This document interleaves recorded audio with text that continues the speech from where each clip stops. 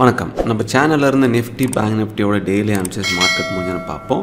வாங்க இன்னைக்கு என்ன நடந்துச்சு, நாளைக்கு என்ன நடக்க வாய்ப்புகள் இருக்குது அப்படிங்கிறத அனாலிசிஸ் பண்ணலாம்.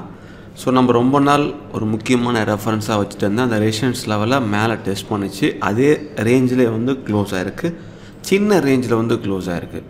ஸோ ரொம்ப நாள் இந்த ரேஞ்சையே நம்ம செக் பண்ணிட்டு இருந்தோம். இப்போ அந்த ரேஞ்சை பிரேக் பண்ணிச்சு, இது முக்கியமான லெவலாக இருந்துச்சு. இங்கே கீழே பிரேக் பண்ணாத வரை மேலே போக வாய்ப்பு இருக்குன்னு சொல்லியிருந்தோம். அடுத்து இந்த லெவல் டெஸ்ட் பண்ணிவிட்டு இங்கே முடிஞ்சிருக்கு. ஸோ இப்போ இந்த லெவலோடைய ஹையை பிரேக் பண்ணதா லோ பிரேக் பண்ணதானே ஃபஸ்ட்டு பார்த்தாலே போதும். ஸோ ஹையை பிரேக் பண்ணி சப்போர்ட் எடுத்துருச்சுன்னா இன்னும் மேலே போகும், ரிஜெக்ட் ஆகுதுன்னா இந்த ரேஞ்சுக்குள்ளே வந்துடும். ஸோ ரொம்ப சிம்பிளான கான்செப்ட் தான், இதை பார்ப்போம். ஸோ 1 ஹவரில் ஃபஸ்ட்டு 1 ஹவருக்குள்ளே தான் டேவே அடங்கிருச்சு. அதனால் இந்த ரேஞ்சை மேலே பிரேக் அவுட் பண்ணதா கீழே பிரேக் அவுட் பண்ணதான்னு செக் பண்ணி பார்ப்போம். சப்போஸ் மேலே பிரேக் பண்ணி சப்போர்ட் எடுத்துச்சுன்னா மேலே போகும், கீழே பிரேக் பண்ணி ரிஜெக்ட் ஆனிச்சுன்னா கீழே வரும். ஸோ இதுதான் கண்டிஷன். ஸோ 1 ஹவரில் எந்த ரேஞ்சை பிரேக் பண்ண போதோ பார்ப்போம். ஏன்னா சின்ன ரேஞ்சை எந்த சைட் பிரேக் பண்ணதோ அந்த சைட். சிபிஆரில் பேரிஷ் சிபிஆர். ஸோ அதனால் சிபிஆருக்கு மேலே ஓப்பன் ஆகுதா கீழே ஓப்பன் ஆகுதான் செக் பண்ணலாம். சிபிஆருக்கு மேலே ஓப்பன் ஆகிட்டு சப்போர்ட் எடுத்தால் R1. ஸோ R1லேருந்து அகெயின் சப்போர்ட் எடுத்துச்சுன்னா இந்த R2 இல்லை, இந்த R2 வரைக்கும் போக வாய்ப்புகள் இருந்திருக்கு, ப்ரீவியஸ் டேவோட R2 வரைக்கும். ஒருவேளை இங்கே R1லேருந்து ரிஜெக்ட் ஆகுதுன்னா திரும்ப S1 வரைக்கும் வரலாம்.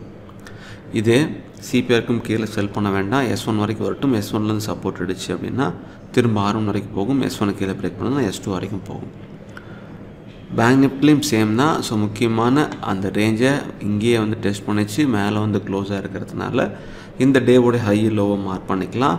ஹையை தாண்டி சப்போர்ட் எடுத்தால் மேலே, லோவை தாண்டி பிரேக் பண்ணிச்சுன்னா கீழே. ஸோ அதனால் ஓவரால் இந்த ரேஞ்சை சப்போர்ட் எடுக்குதா அல்லது ரிஜெக்ட் ஆகுதா நம்ம செக் பண்ணி பார்ப்போம்.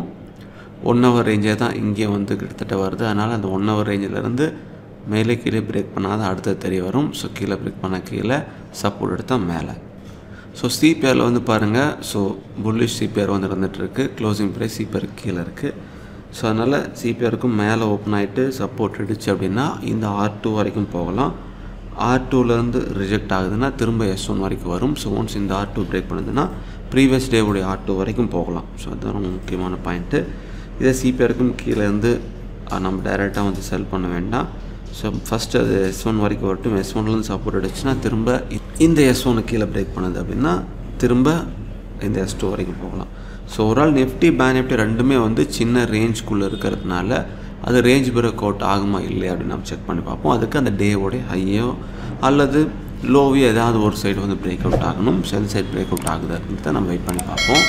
ஸோ இது கூட உங்கள்ட்ட ரிசர்ச் பண்ணுங்கள், எல்லா விடையும் பாருங்கள், பார்த்துட்டு சொன்ன ஸ்டார்ட் பண்ணுங்கள். மிக்க நன்றி.